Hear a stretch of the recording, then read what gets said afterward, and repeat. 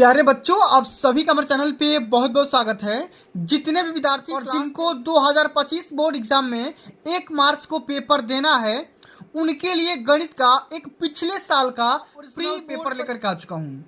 और बच्चों, इस वीडियो के माध्यम से मैं आप सभी को इस पूरे पेपर का फुल सॉल्यूशन प्रोवाइड करने वाला हूँ। और बच्चों, एक बात मैं पूरी शिद्दत से बोल सकता हूं कि जो भी बच्चा ईमानदारी से पेपर का सलूशन अंत तक देख लेता है तो गणित वाले पेपर में 70 नंबर स्कोर कर सकता है, इस बात की गारंटी है। तो आइए बच्चों, बिना टाइम को वेस्ट के सेशन की शुरुआत करते हैं और सारे के सारे क्वेश्चन को एकदम आसान भाषा में समझने का पूरा प्रयास करेंगे। ठीक है, 1 मार्च को गणित का पेपर है, बिल्कुल 70 में 70 नंबर स्कोर करना है। आइए बच्चों, ये जो पेपर है ना, ये 2 खंड में पूछा गया, खंड क और यहाँ पे देखो खंड ख। तो सारे क्वेश्चन देखेंगे, आराम से, परेशान मत होना, बिल्कुल पूरा क्वेश्चन बताऊंगा। सबसे हमारा पहला क्वेश्चन पूछा गया है कि निम्न में से अपरिमेय संख्या है। अच्छा, अपरिमेय संख्या और भैया परिमेय संख्या। देखो, एक होती है हमारी परिमेय संख्या, क्या होती है? एक होती है परिमेय संख्या, जिनको हम P/Q के रूप में हम प्राप्त कर सकते हैं, और एक होती है अपरिमेय संख्या। क्या होती है? अपरिमेय, जिसको हम P/Q के रूप में प्राप्त नहीं कर सकते हैं। ठीक है, जहाँ पे Q का मान हमेशा 0 के बराबर नहीं होना चाहिए, ये दोनों कंडीशन में होता है। लेकिन आपसे क्वेश्चन पूछा गया है अपरिमेय संख्या। अच्छा, परिमेय संख्या क्या होता है? P/Q 1/2, 3/4, इस प्रकार से 5/6, ये सभी क्या है? परिमेय संख्या है। देखो, देख रहे हो ना, P/Q के रूप में। लेकिन अपरिमेय पूछा गया तो क्या हो जाएगा? ये √3 हो जाएगा, क्योंकि भैया √3 का जो मान होता है ना, ये पॉइंट में आता है। ठीक है ना, इसलिए हम इसको प्राप्त नहीं कर सकते हैं, इसलिए हमारा √3 क्या हो जाएगा? अपरिमेय संख्या होगा। अब देखो, √4 क्यों नहीं होगा? √4 इसलिए नहीं होगा मेरे प्यारे बच्चों, क्योंकि √4 यहाँ पे 2 निकल करके बाहर आ जाएगा और 2 को हम 2/1 लिख सकते हैं। इतना बात समझ में आया? और इसी प्रकार से √16 को, मतलब कि रूट में जो आपका 16 है ना, इसको भी हम 4 लिख सकते हैं। ठीक है, क्योंकि ये बाहर निकल जाएगा, वर्गमूल इसका क्या होता है? 4 होता है, और 4 या 4 मतलब 4/1, ये सब क्या हो जाएंगी? परिमेय संख्या हो जाएंगी। आगे बात समझ में ना? चलो आगे देखते हैं। अगला हमारा क्वेश्चन बोल रहा है कि यदि x² = 25 तो x का मान क्या होगा? अब देखो, x बराबर कितना दिया गया है? x², देखो यहाँ पे देखो, क्वेश्चन बोल रहे हैं x² बराबर कितना दिया गया है? 25। तो x का मान निकालना है, तो क्या हो जाएगा? x का दोनों पक्ष का रूट कर दो, तो रूट में कितना आ जाएगा? 25। अब देखो, जब ये प्लस माइनस होता है ना रूट में, तो ये क्या हो जाएगा? x का मान भी जो आएगा, ये प्लस में 5 आएगा, और एक में कितना आ जाएगा? माइनस में 5 आ जाएगा। तो प्लस माइनस इसी को लिख सकते हैं, x का जो मान होगा +-5 हो जाएगा। ठीक है ना, x का मान कितना होगा? +-5 होगा, ना कि 5 मत कर देना, +-5 करना है। ठीक है ना। चलो, अब अगला क्वेश्चन बोल रहा है कि यदि ax² + bx + c = 0 का विविधकर का आपको बताना कि विविधकर इसका क्या होगा। तो भैया, विविधकर मतलब d का मान क्या होता है? d का मान होता है b² - 4ac होता है। ठीक है ना, ये फार्मूला ही होता है यहाँ पे जो इक्वेशन दिया गया, ax² + bx + c। ठीक है ना, इस प्रकार से क्या हो जाएगा? b² - 4ac, यानी कि बी ऑप्शन यहाँ पे राइट आंसर होगा। अगला हमारा इसी प्रकार का क्वेश्चन है कि यदि x = 2 तो 3x² - kx - 2 = 0 का एक मूल है, तो k का मान क्या होगा? देखो, x का मान यहाँ पे 2 रख दो, k का मान आ जाएगा ऑटोमेटिक। बहुत ही सिंपल सा क्वेश्चन है। ठीक है ना, देखो 3x² माइनस है ना, माइनस k × x - 2 = 0। तो x बराबर क्या करना है आपको? 2 रख देना है, x का मान 2 रख दो। 3 × 2 बराबर 2 बराबर क्या हो जाएगा? 2 का पावर 2 माइनस k × 2 क्या हो जाएगा? k × 2 - 2 = 0। ठीक है ना, हो जाएगा ये 4 4 के 12, 12 - 2k - 2 = 0। अब 12 में से 2 घटा दोगे तो 10, तो -2k। अब इधर भी कर दो, माइनस आ जाएगा, माइनस का 10, माइनस माइनस कैंसिल आउट, तो k बराबर कितना आ जाएगा? 5। कैसा आएगा? 2 से कटा दो, 5 बार में कट जाएगा। k का मान कितना आएगा? 5 आएगा। k का मान कितना आ जाएगा? 5 आ जाएगा। ठीक है ना, तो बहुत ही सरल आसान क्वेश्चन पूछा गया है, आराम से करो। देखो, अगला हमारा क्वेश्चन बोल रहा है कि 2 समरूप त्रिभुजों की भुजाएं 4:9 के अनुपात में है, तो इन त्रिभुजों के क्षेत्रफल में अनुपात कितना होगा? अब इस क्वेश्चन को कैसे करोगे बताओ? भुजा दिया गया ना, एरिया बोल रहा है, तो क्या करो? भुजा के स्क्वायर कर दो, 4/9, नंबर 4/9 का स्क्वायर कर दो, कितना आ जाएगा? 16 संबंध 81 आ जाएगा। कितना आ जाएगा? 16 संबंध 81। ये एरिया का निकल के आया, ठीक है ना, एरिया। तो क्या हो जाएगा? 16 संबंध 81, यानी सेकंड ऑप्शन इसका राइट आंसर होगा। मैंने आसान सा क्वेश्चन है, आराम से करो, ठीक है। बोले कि यदि किसी त्रिभुज की भुजाएं 7 सेंटीमीटर, ठीक है, 24 सेंटीमीटर और 25 सेंटीमीटर हो तो त्रिभुज कौन सा होगा?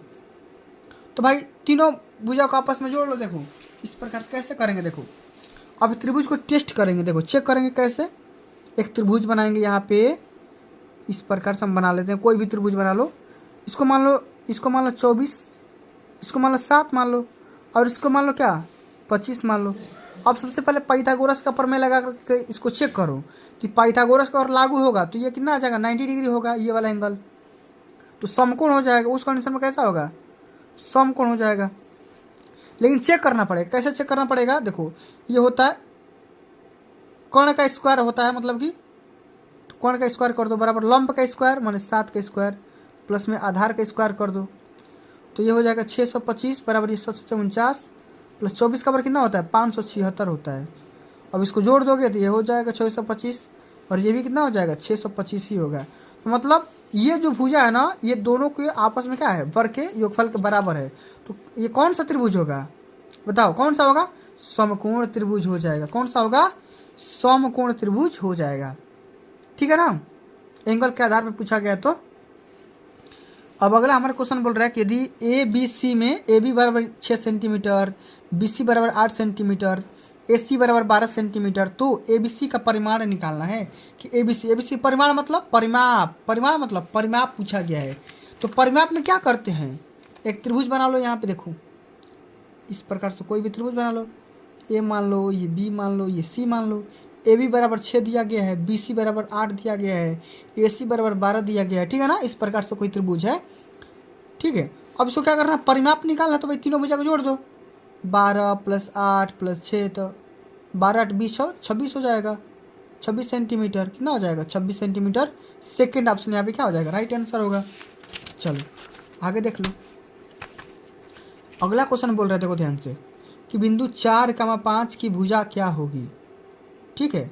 तो देखो भुजा मतलब भुज मतलब देखो एक होता है भुज और एक होता है कोटि, ठीक है ना। एक होता है भुज, एक होता है कोटि। तो इसी प्रकार से एक्स होता है भुज और वाई होता है कोटि। तो पूछा गया कि 4,5 की भुज क्या होगी? तो ये वाला होगा भुज, 4 हो जाएगा। कोटि क्या होगा? तो वाई वाला हो जाएगा, ये वाला 5। अब बिंदु 3,4 की वाई अक्ष से दूरी ज्ञात करो। तो देखो इस प्रकार के क्वेश्चन कैसे करेंगे हल। देखो यहाँ पे सबसे पहले एक मूल बिंदु लो, 0,0। अब 3,4 दिखाना है ना, तो एक्स पे कितना चलना है? 3, तो इधर चल दो एक्स पे 3 प्लस में, और वाई पे कितना चलना है? प्लस में 4, तो इधर चल दो 4, ठीक है। अब इसको दोनों को आपस में मिला दो, तो ये कोई निर्देशांक बन गया यहाँ पे 3,4, 3,4। अब बोल रहा है कि वाई अक्ष से दूरी, वाई अक्ष से दूरी मतलब कितना दूर है? ये कितना दूर है?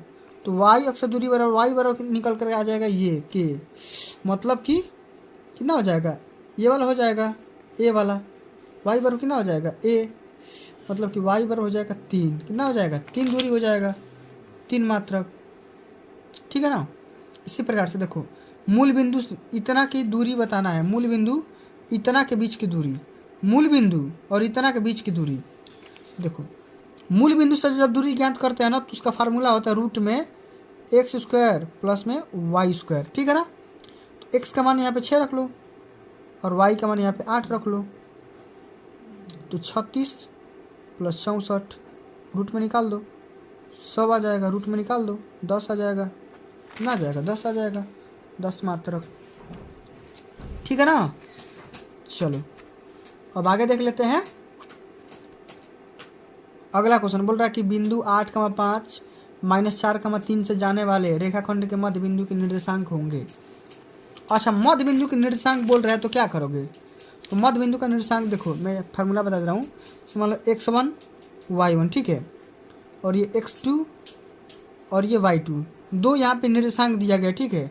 अब इस दोनों अगर मध्य बिंदु का निर्देशांक निकालना होगा तो क्या करोगे? x1 + x2/2, फिर y1 + y2/2, 2। ठीक है, इस प्रकार से निकाल लो तो कितना हो जाएगा, x1 मतलब 8 प्लस माइनस 4, देखो इस प्रकार से बटे का 2 आ जाएगा इतना।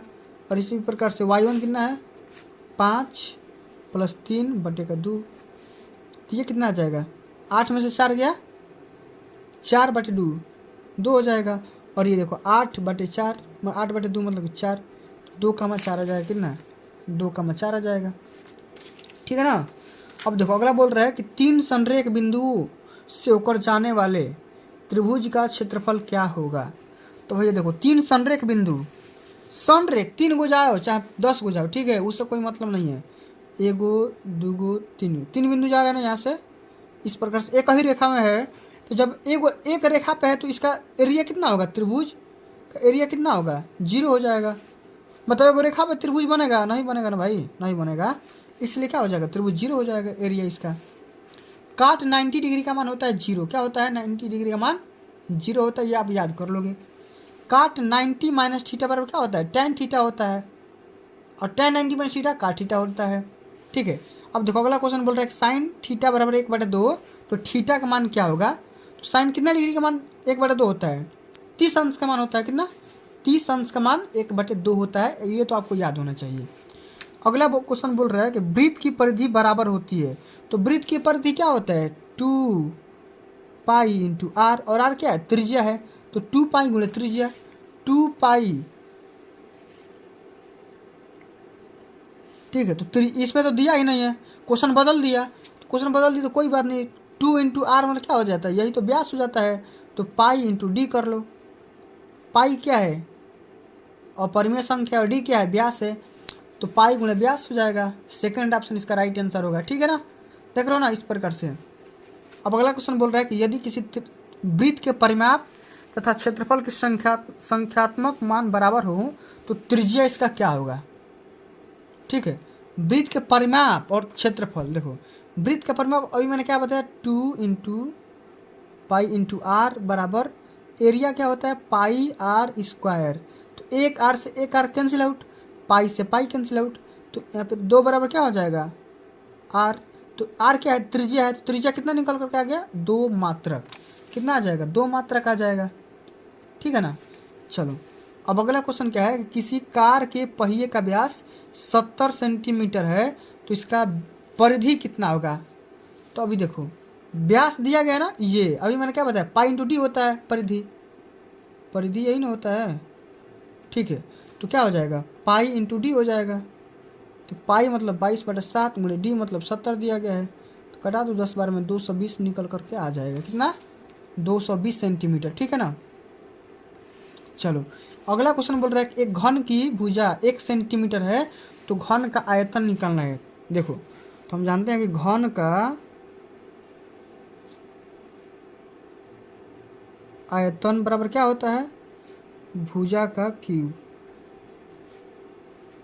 भुजा का एक का क्यूब, एक ही तो होगा, 1 घन सेंटीमीटर, कितना 1 घन सेंटीमीटर। देख रहे हो ना, सेकेंड ऑप्शन यहाँ पे राइट आंसर हो जाएगा। इसी प्रकार से आप सभी को सारे के सारे क्वेश्चन को हल करना है। अब चलो यहाँ पे देखो खंड ख आ गया ना, खंड ख, अब इसको मैं एक अलग से पार्ट में लेके आऊँगा, कमेंट करना होगा, कमेंट करोगे पूरा क्वेश्चन बता दूंगा, एकदम बिल्कुल सरल क्वेश्चन है। एक बार इसको स्क्रीनशॉट करना चाहते हो तो कर लो, कोई दिक्कत है नहीं, एक बार इसको कर लो, 1 सेकंड इसको कर लो, इस प्रकार से कर लो, बढ़िया से कर लो। ठीक है ना। चलो बोलोगे तो इसका PDF भी दे देंगे, परेशान मत होना। ठीक है, एक बार कमेंट करके बता देना, मैं इसका सेक्शन सेकंड का भी मैं जल्दी, कल बोलोगे कल, आज बोलोगे आज ही बना दूंगा वीडियो। ठीक है, परेशान मत होना। ठीक है, चलो पहले मैंने बता दिया खंड अ खंड क, और दूसरे में बता दूंगा खंड ख, पूरा सोल्यूशन बता दूंगा, परेशान मत होना। तो इसी प्रकार से सबसे सारे के सारे क्वेश्चन को अटेंड करना है और इसी तरीके से हल करना होगा, पूरा बढ़िया से चले जाओ, तैयार करके 1 मार्च को धुआं कर देना।